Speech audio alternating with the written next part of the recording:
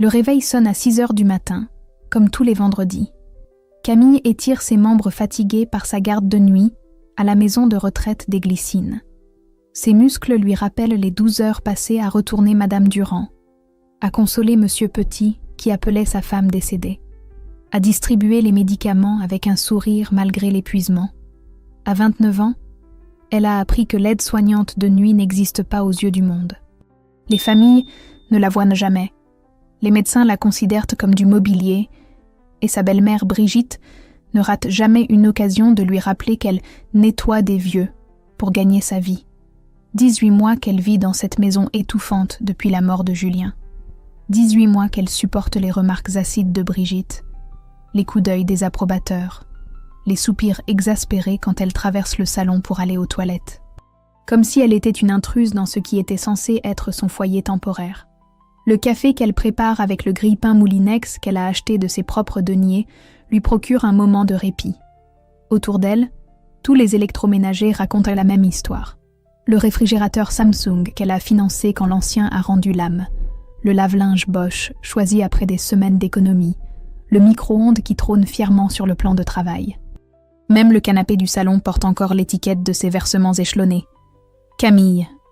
La voix de Brigitte claque dans la cuisine comme un fouet. 56 ans, ancienne caissière de supermarché qui se donne des airs de bourgeoise depuis qu'elle vit dans ce quartier résidentiel. Ses cheveux teints au henné encadrent un visage durci par des années de frustration qu'elle déverse désormais sur sa belle-fille. Dégage tes affaires de la chambre d'amis avant ce soir. Mathieu arrive avec sa nouvelle copine pour le week-end. Camille pose sa tasse, le cœur qui s'emballe. La chambre d'amis, c'est sa chambre depuis 18 mois. Celle où elle a pleuré la mort de Julien, celle où elle se réfugie après ses gardes épuisantes. Mathieu a enfin trouvé quelqu'un de bien. Léa, elle s'appelle, une professeure, une femme éduquée. Il l'a rencontrée sur un site de rencontre. Pas comme toi qui restes enfermée ici à ne rien faire de ta vie. Les mots jiffient de Camille. Ne rien faire ?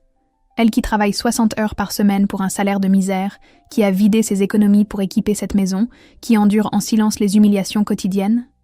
Lui au moins, il a une vraie situation. Il travaille dans l'informatique. Il gagne correctement sa vie.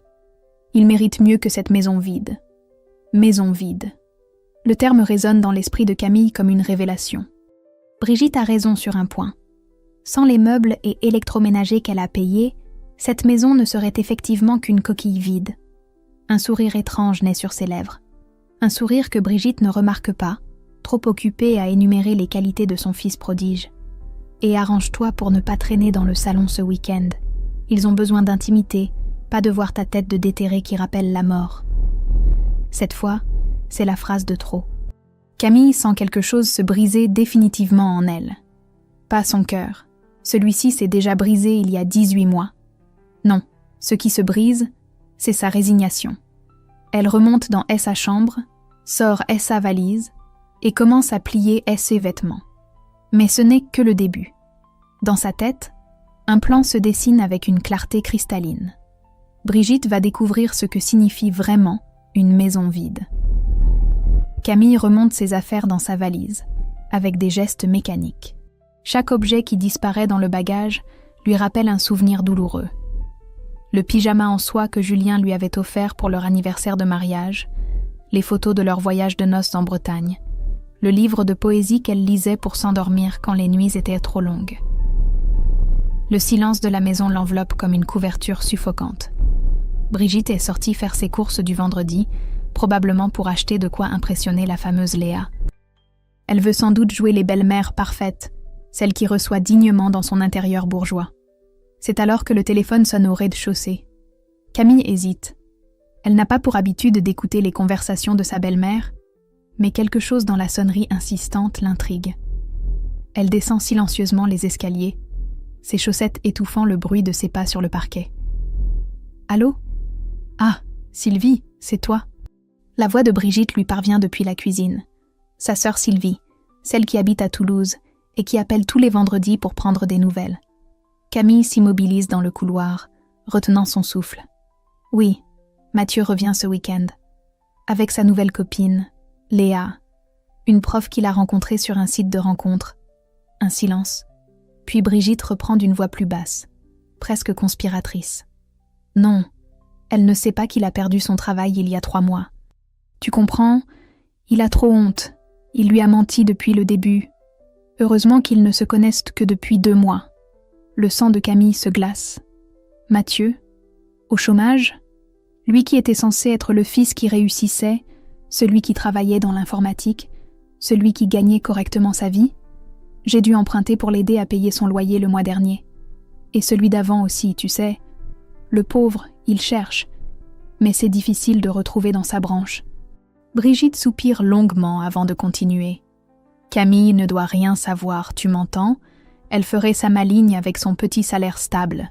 Elle en profiterait pour nous humilier encore plus.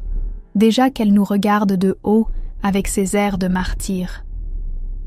La suite des mots se perd dans un bourdonnement qui envahit les oreilles de Camille. Elle s'appuie contre le mur, les jambes tremblantes. Mathieu ment à sa copine depuis le début de leur relation.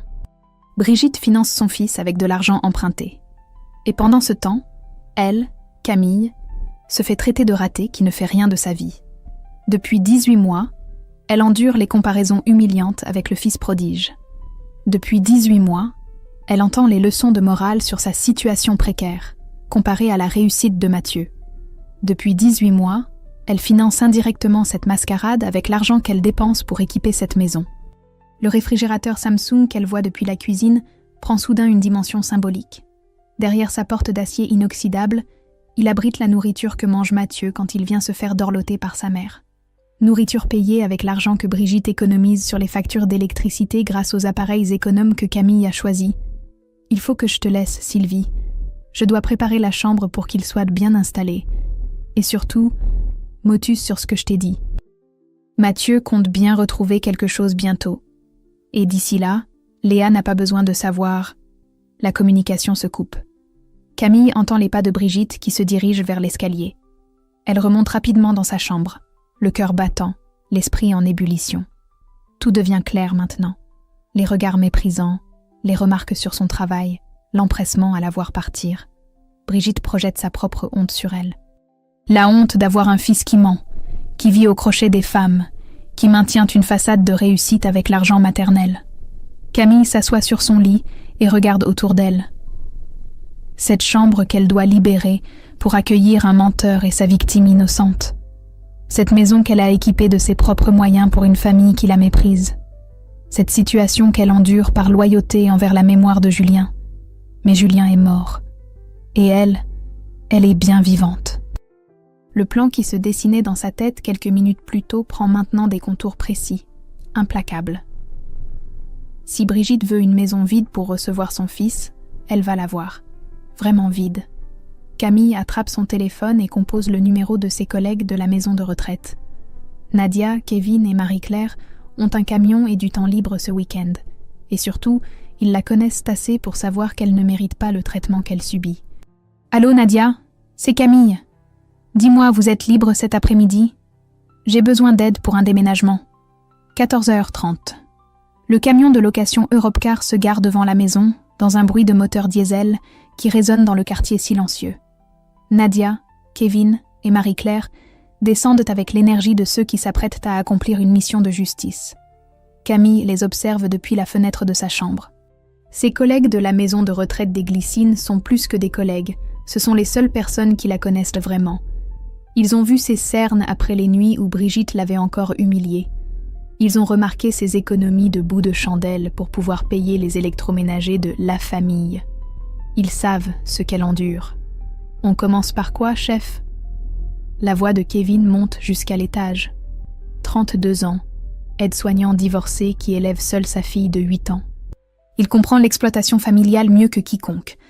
Sa propre belle famille l'avait plumé pendant des années avant qu'il trouve le courage de partir. Camille descend, une liste manuscrite à la main. Chaque objet y est répertorié avec sa date d'achat et son prix. Le réfrigérateur Samsung, 899 €, acheté le 15 mars de l'année dernière. Le lave-linge Bosch, 645 €, payé en 3 fois sans les frais. Le micro-ondes Whirlpool, 178 €, choisi parce qu'il était en promotion. Tout ce qui est sur cette liste m'appartient. J'ai gardé tous les tickets de caisse. Marie-Claire, 50 ans, mère de 3 enfants et grand-mère de 2 petits-fils, siffle entre ses dents en parcourant la liste. Ma pauvre fille, tu as équipé toute la maison. Le canapé aussi? Et la table de la salle à manger? Tout. Elle n'avait rien quand je suis arrivée. Même pas un grille-pain qui fonctionnait. Nadia, la plus jeune de l'équipe à 26 ans, sent la colère monter en elle. Fille d'immigrés algériens, elle a grandi dans une famille où l'hospitalité était sacrée. L'idée d'exploiter quelqu'un qui vous aide la révolte viscéralement. Alors on ne se gêne pas. Si c'est à toi, tu le reprends. L'opération commence par la cuisine. Le réfrigérateur d'abord, vidé de son contenu que Camille range soigneusement dans des sacs isothermes. Puis le lave-linge, débranché avec précaution. Le micro-ondes, le grille-pain, la bouilloire électrique, même la cafetière à dosette qu'elle s'était offerte pour les matins difficiles. Kevin et Nadia manœuvrent les gros électroménagers avec l'efficacité de professionnels. Ils ont l'habitude de déplacer des patients, soulever des charges, organiser l'espace. Un déménagement, c'est presque de la routine. La salle à manger suit. La table en chêne massif et ses 6 chaises, achetées dans un élan d'optimisme quand elle pensait encore faire partie de cette famille. Le buffet assorti, choisi pour ses nombreux rangements, même les sets de table et les verres à vin qu'elle avait sélectionnés avec soin. Et ça, c'est à toi aussi. Marie-Claire désigne le téléviseur 55 pouces qui trône dans le salon. Un Samsung QLED que Camille avait acheté pour les soirées télé qu'elle imaginait partager avec Julien. Julien qui ne les verrait jamais. Oui, payé comptant chez Darty. J'ai encore la garantie. Le téléviseur rejoint le reste dans le camion. Puis c'est au tour du canapé d'angle en cuir beige, celui sur lequel Brigitte aime s'installer pour critiquer le journal télévisé, celui où Mathieu s'affale quand il vient se faire materner par sa mère. Chaque objet qui disparaît transforme l'atmosphère de la maison. Les murs semblent se rapprocher, l'espace se rétrécir. Ce qui était un intérieur bourgeois devient progressivement une coquille vide, froide, inhospitalière. À 15h45, Marie-Claire fait une pause cigarette sur le perron. Tu sais qu'elle va piquer une crise monumentale? Tant mieux. Elle découvrira ce que ça fait d'être humiliée. Camille n'a jamais parlé avec autant de détermination. Ses collègues échangent des regards admiratifs. Ils retrouvent enfin la femme forte qu'ils soupçonnaient sous le masque de résignation. Le dernier voyage s'achève à 16h précises. Kevin referme les portes du camion sur un amas hétéroclite de meubles et d'électroménagers qui représente 2 années d'économie et d'effort. Camille fait un dernier tour de la maison désormais vide. La cuisine, où ne subsistent que les placards fixés au mur. Le salon réduit à ses fenêtres et son carrelage. La salle à manger qui ressemble à une salle d'attente déserte. Elle récupère ses dernières affaires personnelles, ses diplômes d'aide-soignante, les photos de Julien, le petit cactus qu'elle avait acheté pour égayer le rebord de fenêtre. Puis, elle pose les clés sur le plan de travail nu de la cuisine et sort sans se retourner. À 17h, Brigitte rentre de ses courses, les bras chargés de sacs Monoprix. Elle pousse la porte d'entrée en sifflotant, pressée de mettre la dernière main aux préparatifs. Le silence qui l'accueille n'a rien de normal. Puis elle découvre le salon. Son cri de stupeur résonne dans toute la maison vide comme un écho dérisoire. À 18h30 précise, Mathieu gare sa Clio devant le portail. À côté de lui, Léa vérifie son apparence dans le miroir de courtoisie. Professeure d'anglais de 28 ans, elle porte une robe simple mais élégante, ses cheveux bruns attachés en chignon sage. Elle veut faire bonne impression sur la famille de celui qu'elle croit être un informaticien prospère. « Tu es sûre que ta mère ne nous en voudra pas de débarquer comme ça ?» Mais non. Elle adore recevoir. Et puis, elle a hâte de te connaître. Mathieu pousse la porte d'entrée avec l'assurance de celui qui rentre chez lui. Léa le suit, un bouquet de fleurs à la main. Il s'arrête que net dans l'embrasure du salon. Brigitte est assise par terre au milieu de la pièce vide, entourée de ses sacs de courses, fixant l'espace où se trouvait son canapé quelques heures plus tôt. Le silence dans le salon vide résonne comme un gong. Léa serre son bouquet de fleurs contre sa poitrine, les yeux écarquillés devant le spectacle surréaliste qui s'offre à elle. Mathieu reste figé dans l'embrasure, la bouche entr'ouverte, incapable de comprendre ce qui se passe. Brigitte lève vers eux un visage ravagé par l'incompréhension et la panique. Ses cheveux teints au henné sont ébouriffés, ses yeux rouges de larmes contenues. Autour d'elle, les sacs Monoprix répandent leur contenu sur le carrelage, des tranches de saumon fumé, Une bouteille de Chablis, des macarons Ladurée, tout ce qu'elle avait acheté pour impressionner. « Maman, qu'est-ce qui s'est passé? On a été cambriolés. » La voix de Mathieu tremble légèrement. Il scrute la pièce comme s'il cherchait des indices d'effraction, des traces de violence. Mais les murs sont intacts, les fenêtres fermées, la porte d'entrée n'a aucune marque d'arrachement. Léa pose délicatement son bouquet sur le rebord de la fenêtre et s'accroupit près de Brigitte. Son instinct de professeur habitué aux crises d'adolescents prend le dessus. « Madame Rousseau, est-ce que vous allez bien? Faut-il appeler quelqu'un ?» Brigitte secoue la tête, incapable de formuler une explication cohérente. Comment dire que sa belle-fille a repris tous les meubles? Comment avouer qu'elle ne possédait rien de ce qui faisait le charme de cette maison? Comment expliquer qu'elle vient de découvrir à quel point elle dépendait de la générosité de celle qu'elle méprisait? Mathieu fait le tour des pièces avec l'énergie du désespoir. La cuisine, vide. La salle à manger, vide. Même sa chambre d'enfance a été dépouillée du petit téléviseur que Camille y avait installé. 18h15. Dans son studio près de l'hôpital, Camille range méthodiquement ses affaires. L'appartement de 35 mètres carrés qu'elle loue depuis 3 ans n'a jamais été aussi accueillant. Ses meubles retrouvent leur place naturelle, ses objets personnels reprennent leur fonction première. Le réfrigérateur Samsung trône fièrement dans la kitchenette, enfin libéré de nourrir l'ingratitude. Sur la table qu'elle avait tant aimée, elle pose la photo de Julien et sourit. Pour la première fois depuis 18 mois, elle se sent chez elle. Son téléphone vibre. Numéro de Brigitte. Elle laisse sonner. 2e appel. 3e. 4e. Camille prépare tranquillement son thé dans sa bouilloire électrique en écoutant la sonnerie insistante. Chaque vibration lui procure une satisfaction grandissante. Elle imagine la panique qui règne maintenant dans la maison vide, l'humiliation de Brigitte devant la copine de son fils. 18h45. Le téléphone n'a pas cessé de sonner. Camille décroche enfin. « Camille, il faut que tu reviennes, immédiatement. » La voix de Brigitte est méconnaissable, éraillée par l'hystérie. En arrière-plan, Camille entend des chuchotements inquiets. « Revenir? Mais je pensais que tu voulais que je parte. »« Ne fais pas l'idiote, ramène tout. Mathieu et Léa sont là, ils ne comprennent rien. Comment je vais leur expliquer ?» Le ton suppliant de sa belle-mère octroie à Camille une jouissance qu'elle n'avait pas anticipée. Celle qui la traitait de ratée, quelques heures plus tôt, la supplie maintenant comme une déesse. « Explique-leur la vérité, Brigitte. Dis-leur que tous les meubles m'appartenaient. Dis-leur aussi que ton fils qui réussit si bien est au chômage depuis 3 mois. » Un silence de plomb accueille cette révélation. Puis un cri étouffé, probablement celui de Léa qui vient de comprendre quelque chose. « Tu n'as pas le droit. C'est de la famille. Tu ne peux pas nous faire ça. » De la famille? Camille savoure chaque mot qu'elle prononce. Celle qui me traite de tête de déterré qui rappelle la mort? Celle qui me compare sans cesse à un fils mythique qui ment à sa copine depuis 2 mois? La communication se coupe brutalement. Camille pose son téléphone et retourne à son thé. Dehors, la nuit tombe sur la ville. Dans son studio, enfin paisible, elle redécouvre le plaisir d'être chez soi. À quelques kilomètres de là, dans une maison désormais vide, 3 personnes contemplent l'effondrement d'un château de mensonges. Brigitte pleure silencieusement dans un coin. Mathieu bredouille des excuses incompréhensibles et Léa commence à assembler les pièces d'un puzzle qui révèle un homme qu'elle ne connaît pas. Le week-end qu'ils avaient imaginé romantique se transforme en cauchemar. Et ce n'est que le début. Le week-end s'achève dans un silence de catastrophe. Mathieu et Léa ont fini par partir samedi soir, après une soirée surréaliste passée assis par terre à manger des sandwichs achetés à la station-service. Brigitte a inventé une histoire de travaux de rénovation surprise, qui n'a trompé personne, surtout pas Léa. Lundi matin, 7h.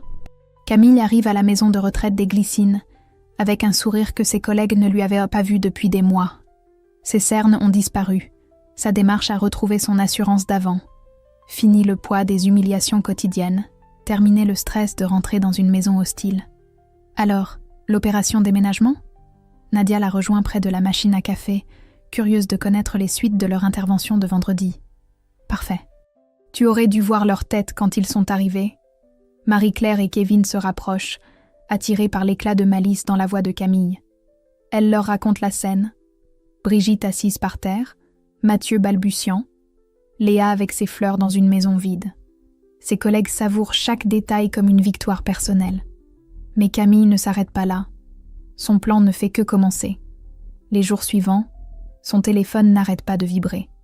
Messages de Brigitte alternant entre menaces et supplications, promesses de tout arranger, accusations de vol et de méchanceté gratuite, tentatives de chantage affectif sur la mémoire de Julien. Camille lit tout, ne répond à rien. Chaque message désespéré la conforte dans sa décision.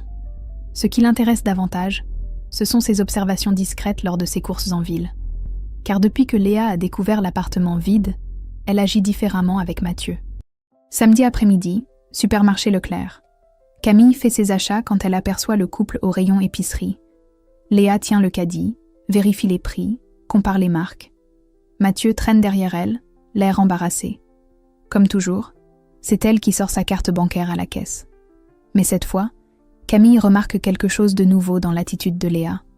Elle observe Mathieu du coin de l'œil, étudie ses réactions, pose des questions apparemment anodines sur leur budget course. L'institutrice en elle a repris le dessus. Elle enquête. Mercredi soir, devant la pharmacie centrale. Léa fait la queue seule pour acheter des médicaments. Camille la croise en sortant de son travail. Elles échangent un regard furtif, un sourire poli. Léa semble vouloir dire quelque chose, puis se ravise. Jeudi midi, café de la Poste. Camille déjeune rapidement entre deux gardes quand elle voit Léa attablée avec une collègue professeure. Leur conversation semble sérieuse, ponctuée de hochements de tête préoccupés. Léa montre quelque chose sur son téléphone, probablement des photos ou des messages. Ces observations renforcent l'intuition de Camille. Léa ne gobe plus les mensonges de Mathieu. Professeure expérimentée de 28 ans, elle a développé un radar infaillible pour détecter les incohérences. Et les incohérences dans le discours de son copain commencent à s'accumuler. Au travail, Camille fait la connaissance de Romain, le nouveau kinésithérapeute qui intervient à la maison de retraite 2 fois par semaine. 34 ans, divorcé, père d'une fille de 8 ans qu'il élève seule.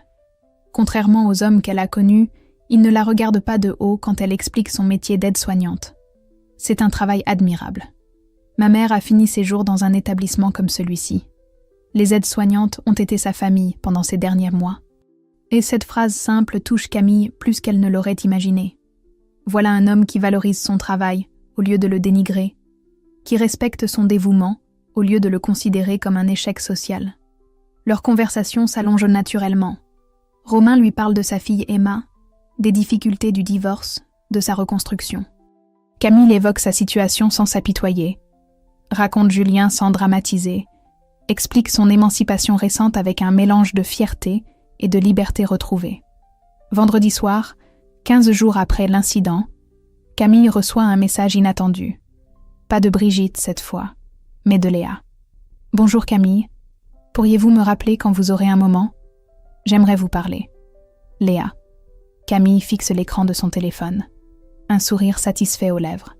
Le poison du doute a fait son travail. Léa veut des réponses que Mathieu ne peut pas lui donner. Elle compose le numéro, le cœur battant d'anticipation. La phase 2 de son plan peut commencer. La conversation téléphonique avec Léa dure exactement 13 minutes. 13 minutes pendant lesquelles Camille dose soigneusement ses révélations, comme une chimiste manipulant des substances explosives. Elle ne ment pas, ne dénigre pas directement Mathieu. Elle se contente de répondre aux questions avec une précision chirurgicale. Mathieu travaillait vraiment dans l'informatique avant ? Il a perdu son emploi il y a quelques mois. Sa mère s'inquiète beaucoup pour lui. Les meubles de la maison, ils étaient vraiment tous à vous ? J'ai tous les justificatifs d'achat. Quand mon mari est mort, j'ai voulu aider la famille en équipant la maison. Chaque réponse sème une graine de doute supplémentaire dans l'esprit de Léa. Camille n'accuse pas, n'attaque pas. Elle plante juste des indices que l'intelligence naturelle de l'institutrice assemblera d'elle-même. Les semaines qui suivent confirment ses intuitions. Léa observe maintenant Mathieu avec l'œil critique d'une professeure qui a appris à détecter les mensonges d'adolescents. Et les incohérences s'accumulent. Pourquoi ne parle-t-il jamais de collègues précis ? Pourquoi évite-t-il systématiquement le centre-ville le matin, heure à laquelle il devrait se rendre au bureau ? Pourquoi son téléphone ne sonne-t-il jamais pour des appels professionnels ? Un mardi après-midi, Camille fait ses courses place de la République quand elle aperçoit une scène révélatrice. Mathieu sort de l'agence Pôle emploi, jetant des regards furtifs autour de lui, comme un voleur qui quitte une bijouterie. Il consulte frénétiquement son téléphone, probablement pour vérifier que Léa ne lui a pas envoyé de message. Camille comprend qu'il maintient encore le mensonge après 4 mois de relation. 4 mois pendant lesquels Léa finance innocemment leur couple, croyant sortir avec un développeur web prospère. Cette patience dans la manipulation la dégoûte plus que tout. Mathieu ne ment pas par orgueil ou par gêne temporaire. Il ment par calcul, exploitant méthodiquement la générosité de sa copine. Au travail, sa relation avec Romain s'approfondit naturellement. Il passe désormais ses pauses avec elle, partageant un café dans le petit salon du personnel. Leur conversation glisse facilement du professionnel vers le personnel. Ma fille me demande souvent ce que je fais exactement. Comment on explique la rééducation à une enfant de 8 ans ? Tu lui dis que tu aides les gens à retrouver leur force, comme un entraîneur, mais pour guérir. Romain sourit. Cette simplicité dans l'explication le touche. Camille a le don de rendre claire et noble une réalité souvent complexe. Et toi, tu expliques comment ton métier à ta famille ? L'ironie de la question n'échappe pas à Camille. Sa famille considère son travail comme un échec social, preuve qu'elle n'a pas su réussir sa vie, comme le mythique Mathieu. Ma belle famille pense que je nettoie des vieux. Elle ne comprend pas qu'on puisse choisir de prendre soin des autres. Leur problème, pas le tien. Moi, je vois comment tu travailles avec les résidents. Tu as un don pour les apaiser. Ce respect spontané contraste violemment avec le mépris qu'elle a enduré pendant des mois. Romain la voit comme elle est. Une professionnelle compétente et bienveillante. Pas comme un échec ambulant. Un vendredi soir, alors qu'elle rentre de sa garde, Camille croise à nouveau Léa. Cette fois, l'institutrice ne l'évite pas. Elle l'aborde directement devant la boulangerie Leroy. « Camille, excusez-moi de vous déranger. Pourriez-vous me parler franchement de Mathieu ?» La question directe surprend Camille par sa maturité. Léa ne joue plus, ne biait plus. Elle veut la vérité, même si cette vérité risque de détruire sa relation. Que voulez-vous savoir exactement ? Est-ce qu'il ment sur son travail ? Est-ce que sa mère le finance ? Camille regarde cette jeune femme intelligente qui a eu le courage de poser les bonnes questions. Léa mérite mieux que les mensonges de Mathieu. Elle mérite la vérité, même brutale. Oui aux 2 questions, et ça dure depuis des mois. Le visage de Léa se ferme, mais pas de colère, de détermination. Elle remercie Camille d'un hochement de tête et s'éloigne d'un pas décidé. Cette nuit-là, dans son lit, Camille sourit en pensant à la suite des événements. Les dominos qu'elle a mis en place commencent à tomber. Bientôt, Mathieu et Brigitte découvriront ce que signifie vraiment l'humiliation publique. Justice sera rendue. 3 semaines s'écoulent dans un silence pesant. Brigitte n'envoie plus de messages.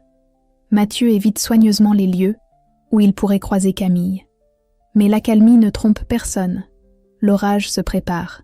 Camille l'apprend par Romain, qui l'entend de sa voisine, qui le tient de sa coiffeuse. Brigitte risque l'expulsion.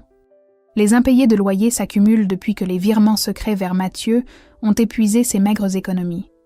La retraite d'une ancienne caissière ne suffit pas à financer les mensonges d'un fils manipulateur. Un mardi soir, 19h30. Camille termine sa paperasse administrative quand la secrétaire de la maison de retraite frappe à la porte de son bureau. Il y a une dame qui vous demande à l'accueil. Elle dit que c'est urgent. Brigitte l'attend dans le hall d'entrée, méconnaissable. Ses vêtements froissés, ses cheveux ternes, ses traits tirés trahissent des nuits blanches et une détresse profonde. Elle qui se donnait des airs bourgeois ressemble maintenant à ce qu'elle a toujours été. Une femme vieillissante dépassée par les événements. Il faut qu'on parle. Sa voix n'a plus rien de l'arrogance d'autrefois. C'est une supplication déguisée en ordre, le dernier barreau d'honneur d'un orgueil à l'agonie. Elle s'installe dans le petit café en face de l'hôpital. Brigitte commande un thé qu'elle ne touchera pas, Camille, un café qu'elle savoure lentement. Le rapport de force s'est inversé. Celle qui supplie ne boit pas. Celle qui a le pouvoir prend son temps. Je risque de perdre la maison. Les huissiers vont passer la semaine prochaine. L'aveu tombe comme une pierre dans un puits. Brigitte fixe ses mains posées sur la table, incapable de soutenir le regard de sa belle-fille.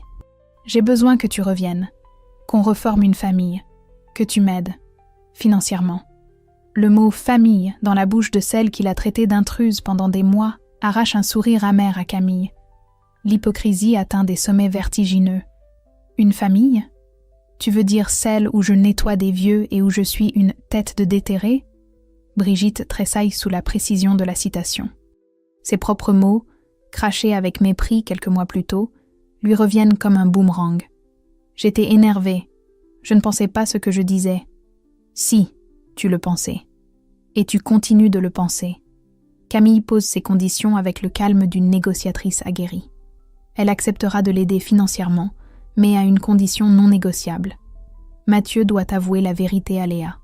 Fini les mensonges. Fini la comédie du fils qui réussit.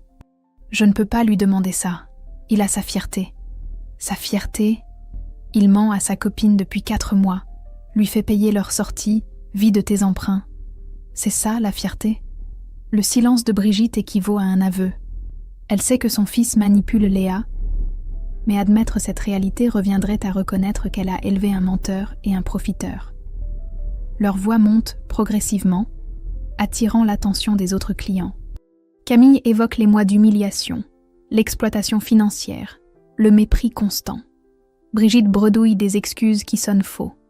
Invoque la mémoire de Julien pour faire culpabiliser sa belle-fille. Julien aurait voulu que sa famille reste unie. Julien aurait voulu que sa femme soit respectée, pas exploitée. C'est à ce moment précis que Léa pousse la porte du café. Elle venait voir Camille pour clarifier définitivement la situation, comprendre pourquoi Mathieu refuse obstinément de lui présenter des collègues de travail, pourquoi il évite systématiquement les questions sur son entreprise. Ses soupçons grandissants l'ont poussée à chercher des réponses directes. Elle s'arrête net en entendant les éclats de voix, reconnaît immédiatement Brigitte qu'elle a croisée lors du fameux week-end de la maison vide. Les mots qu'elle saisit au vol assemblent instantanément le puzzle qu'elle tentait de reconstituer depuis des semaines. Il ment à sa copine depuis 4 mois, lui fait payer leur sortie, vit de tes emprunts. Léa reste figée près de l'entrée, son sac serré contre sa poitrine, le visage blême. Tout devient clair d'un coup. Les incohérences, les mensonges, les évitements. Mathieu ne travaille pas dans l'informatique. Il n'a jamais travaillé dans l'informatique depuis qu'elle le connaît. Elle finance un chômeur qui lui ment depuis leur premier rendez-vous. Léa sort du café sans un mot, le visage fermé, les mâchoires serrées. Camille et Brigitte échangent un regard lourd de sens. Elles savent toutes les deux que l'explosion est imminente. 48 heures plus tard, samedi soir, la famille Rousseau se réunit chez Brigitte pour l'anniversaire de la grand-mère paternelle, Mamie Fernande. 83 ans, ancienne institutrice qui a toujours eu un faible pour Mathieu, son petit-fils chéri. Autour de la table basse installée dans le salon vide, les oncles Raymond et Michel, les tantes Sylvie et Christiane, quelques cousins avec leurs conjoints.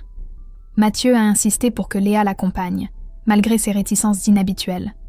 Il veut montrer à sa famille que sa relation sérieuse tient bon, que sa copine professeure apporte une respectabilité sociale à leur couple.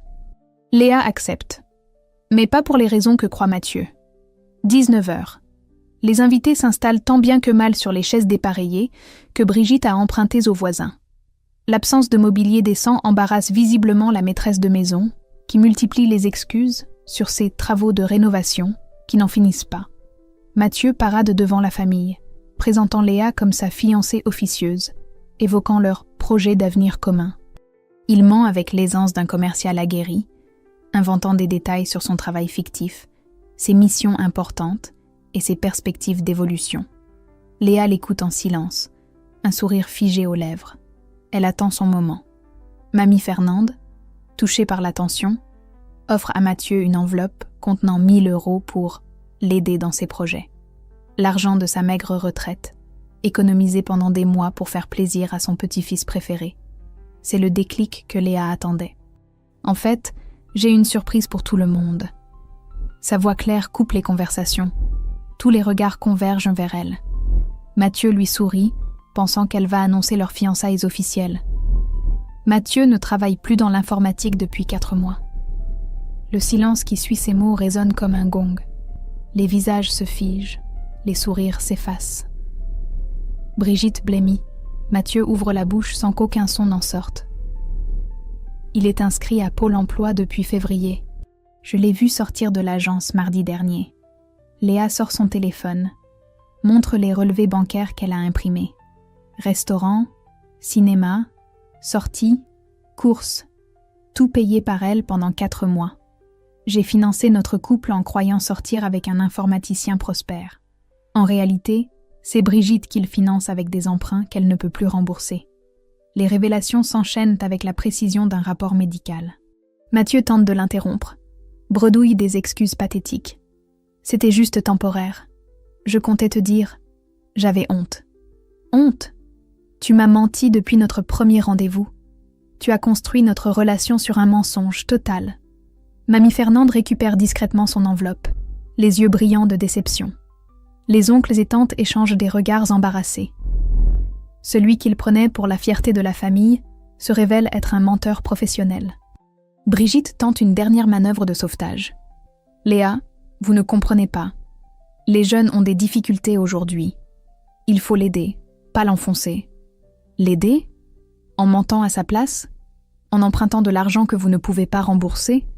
En traitant votre belle-fille de ratée alors qu'elle finançait votre mode de vie?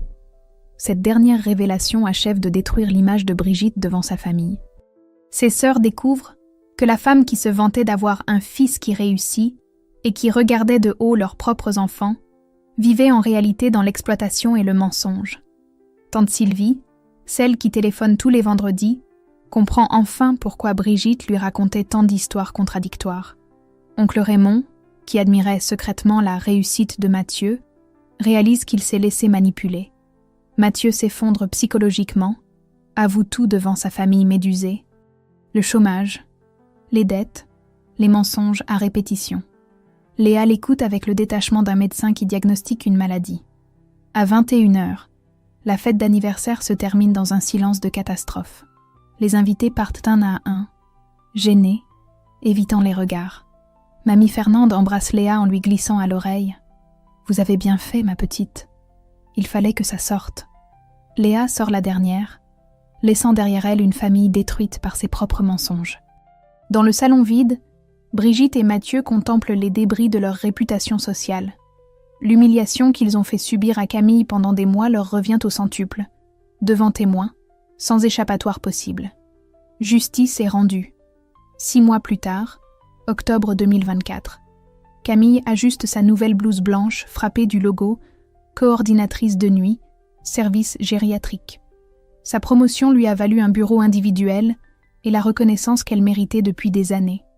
40% d'augmentation, équipe de 8 aides-soignantes sous sa responsabilité, respect immédiat de l'administration hospitalière. Le directeur de l'établissement l'avait convoquée, après avoir remarqué la chute spectaculaire des incidents nocturnes depuis qu'elle avait pris ses nouvelles fonctions. Les familles la réclamaient nommément, les médecins appréciaient ses comptes rendus précis. Ses collègues la respectaient naturellement. Vous avez toujours eu l'étoffe d'un cadre, Camille. Il fallait juste que vous le réalisiez. Dans son appartement rue des Lilas, désormais meublé avec goût et sérénité, chaque objet raconte une histoire de liberté retrouvée.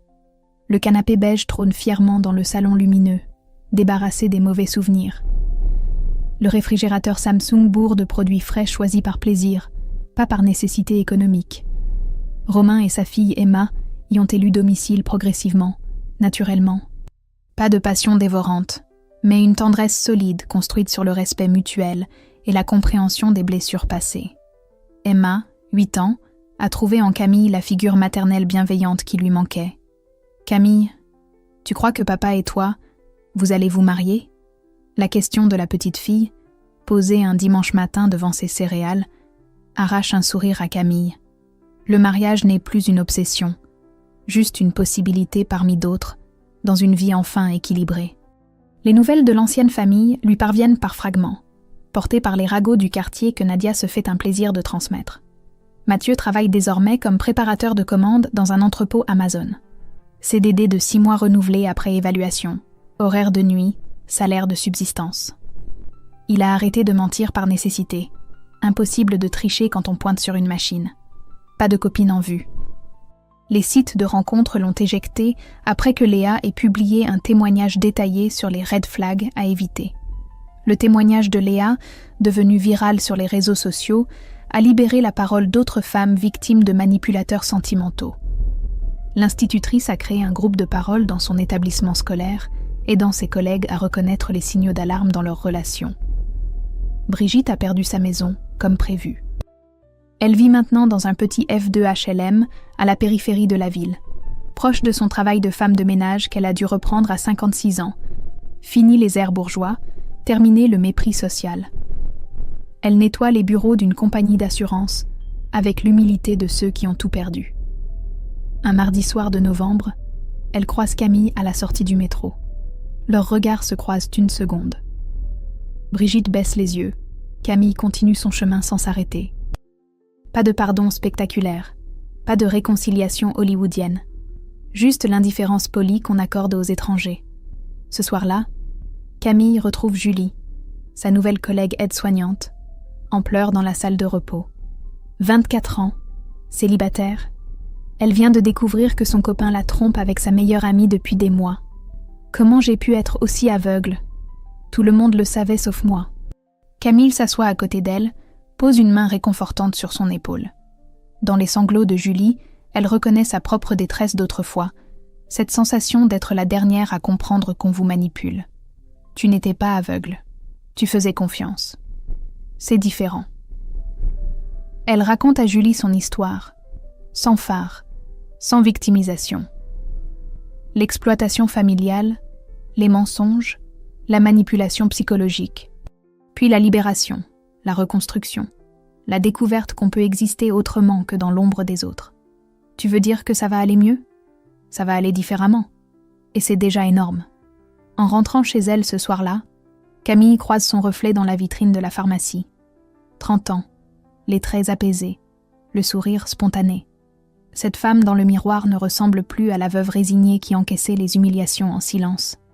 Elle a appris à distinguer générosité et exploitation, bonté et faiblesse, famille et toxicité. Plus jamais elle ne confondra l'amour avec la soumission. Dans son sac, une invitation au mariage de Kevin avec sa nouvelle compagne.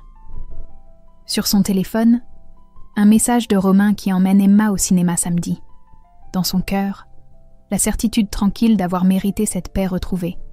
Camille a enfin compris qu'elle valait mieux que les miettes d'affection qu'on lui jetait. Elle a découvert qu'on pouvait être aimé pour ce qu'on est, pas malgré ce qu'on est. Et cette révélation-là valait tous les meubles du monde.